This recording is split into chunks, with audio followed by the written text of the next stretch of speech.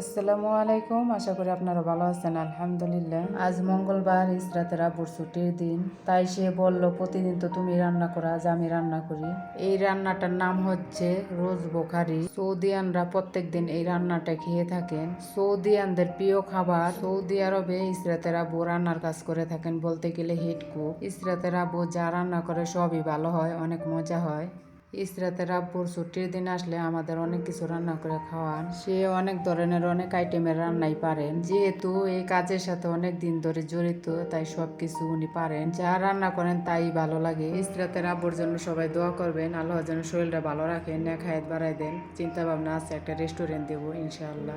যেহেতু এই রান্না বান্নার কাজ অনেক দিন যাবত করেন, সবকিছুই পারেন, এই জন্য উনি যে কোম্পানিতে চাকরি করেন উনি সবকিছু ভালো পারেন বলে কোম্পানি অনেক পছন্দ করেন ওনাকে।